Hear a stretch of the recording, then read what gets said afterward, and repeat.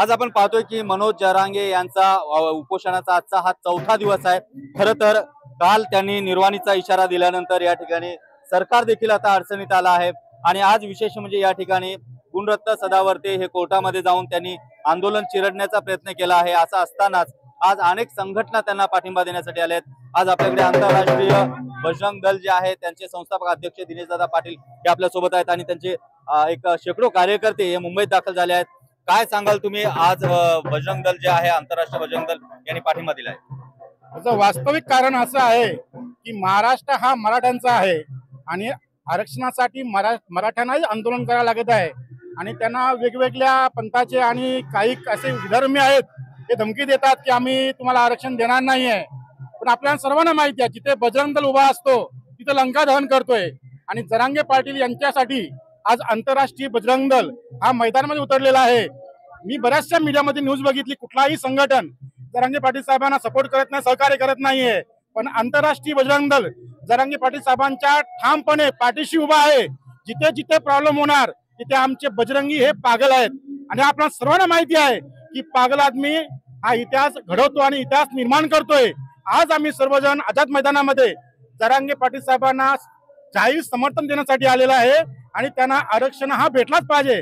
मी विशेष करून महाराष्ट्र सरकारला निवेदन करतोय, हायकोर्टलाही निवेदन करतोय की जे जे कायद्यामध्ये तरतुदी निर्माण केलेल्या आहेत आपण काही प्रयत्न करा, मराठा समाजाला आरक्षण हा भेटलाच पाहिजे। इथं सुरुवात आहे, फक्त आझाद मैदान ब्लॉक केलेलं आहे। येणाऱ्या काळामध्ये पूर्ण महाराष्ट्र ब्लॉक करण्यासाठी आंतरराष्ट्रीय बजरंग दल जरांगे पाटील साहेबांच्या पाठीशी ठामपणे उभा आहे। जय श्रीराम। आज आपण सांगतोय की बऱ्याच वेळेला आपण पाहतो की या ठिकाणी आज आंदोलन चिरडण्याचा प्रयत्न करण्याचा आजपासून सुरुवात झाली आहे, सरकार पेचात आला आहे। काय सांगाल तुम्ही? कारण आज याच्यामध्ये जर उद्या मनोज जरांगे यांच्या जीवाचं काही बरं वाईट झालं तर मुंबई एकदम अशांत होऊ शकतं, दंगली घडू शकतात, असं शासनाला भीती वाटते।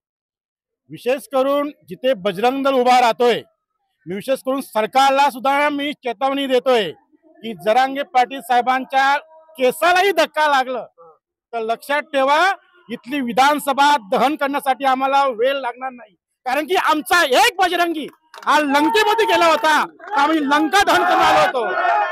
इथं शिवरायांचे मावळे आहेत आणि शिवरायांचा मावळा ही काही करू शकतोय।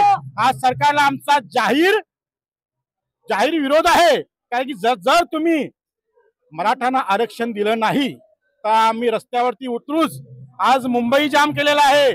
मी आपल्या माध्यमातून सरकारला चेतावणी देतोय, जरा आपण जरांगे पाटील साहेबांना जरा त्यांचे जे मुद्दे आहेत आणि तुम्ही आरक्षण जाहीर हे घोषित केलं नाही तर पूर्ण महाराष्ट्र चक्का जाम करण्याची ताकद हे आंतरराष्ट्रीय बजरंग दल मराठा समाजाच्या विरोधात उभे राहून ते निश्चितच करेल। आपण पाहतोय की या ठिकाणी आज बऱ्याचशा संघटना या ठिकाणी पाठिंबा देत असताना आज चौथा दिवस आहे आणि असं असताना देखील या ठिकाणी आंतरराष्ट्रीय बजरंग दल हे देखील आता समोर आलाय। कारण बऱ्याच वेळेला या ठिकाणी बजरंग दल कुठे गेला अशा विरोधकांकडून घोषणा होत होत्या, पण आज बजरंग दल या ठिकाणी आलाय आणि आपण पाहतोय। काय सांगाल आपण या संदर्भात? काय सांगावं, सगळ्यांनी टीव्हीवर बघत आहेत, लाईक करत आहेत, कोणी कमेंट करत आहेत, आमची मजाक करत आहेत। आम्हाला शुक्रवार एवढा त्रास झाला, सरकारनं पाणी बंद केलं, लाईट बंद केल्या।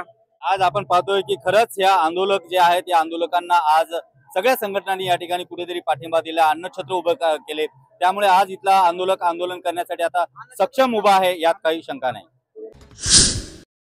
त्याचबरोबर या ठिकाणी बीड जिल्ह्यातून बरेचसे संघटक या ठिकाणी एकत्र आलेत। काय सांगाल तुम्ही, काय या ठिकाणी घेऊन आलात?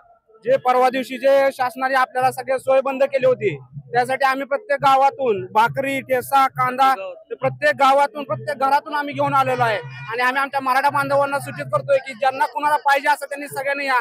आणि जसं की आता बघितलं असं लालबागला आमचं अन्नछत्र बंद केलं, आम्हाला हे सांगायचं आहे की लालबागचे सगळे जेवढे भाविक भक्त आहेत त्यांनी सगळ्यांनी इथे यावं आणि आमच्याकडून फुकट घेऊन जावं। आमची काही अडचण नाही, सरकारला सांगा तुमच्या पद्धतीने तुम्हाला किती आमच्या अडवणूक करा, आम्ही आता मागे हटणार नाही। आम्ही मनोज जरांगे पाटलांबरोबर कायम सोबत आहे।